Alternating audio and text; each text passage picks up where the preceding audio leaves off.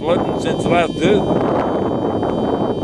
I put the pump on Thursday morning at 8:30, and it's still running as it was.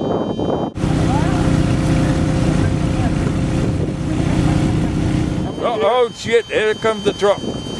Hey Bob, here he comes.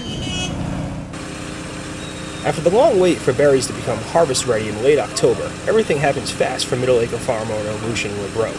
For a week or two, they had been sending berry samples to his buyer to see if their color and sugar content were right. 2 weeks ago came word: start the harvest. After powerful pumps flood the bogs, the beaters arrive. The large lawnmower-like machines beat up the vines and knock the berries loose. When the berries have been released, a 1,000-foot-long boom is stretched across the bog and pulled slowly along, corralling the berries to get them all together. A trailer-mounted pump sucks the berries from the water and up through a screen that collects all the leaves and rubbish. The berries slide straight down into the truck. Although his bogs are small by industry standards, they produce lots of berries. This year, they will fill 10 or 12 trailer trucks with berries. Those trailers lug his berries to Cliffstar Co., a leading supplier of private label and store brand beverages. So if you buy store brand cranberry juice from Stop and Shop or somebody like that, you may have tasted some of our berries, said Mr. Lebreux. Most people just think of it as juice or cranberry sauce, but it can be all sorts of things. It usually just needs a little sugar, he said. My niece just brought me some cranberry pancakes. They were delicious. And he's had cranberry desserts, cranberry muffins. They're good lots of ways, said Mr. Lebreux.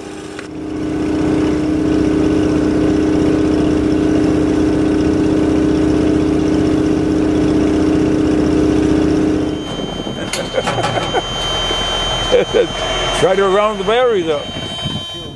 Mr. Lebreux hasn't always been a cranberry farmer.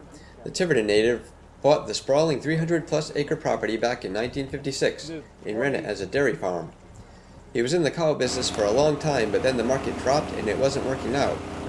Location and perhaps history helped decide its unlikely next step in 1997. The farm on Cranberry Road is in a valley and there's lots of water with a couple of streams that flow through. He said that he had never grown cranberries before, but with the land and water it made sense. How many berries do you get all together out of these two bogs? How many berries? How many berries, Bob? 2 more loads. 2 more loads. Few more loads. How many pounds is that all together?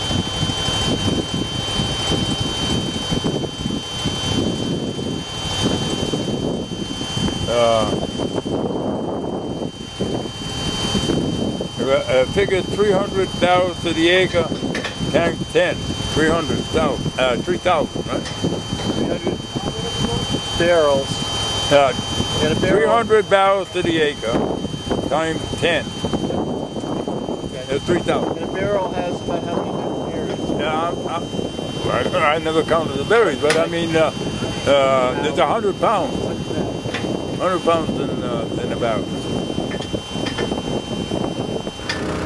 A Massachusetts berry farmer, Bob DeJesus, and his crew harvest the bogs for Mr. Lebreux.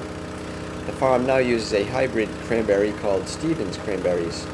Berries are more abundant and well suited for juice. The evolution of cranberries and their new hybrids has steered big changes in the industry in recent decades. The old Cape Cod varieties that were suited to dry picking simply didn't produce the volume.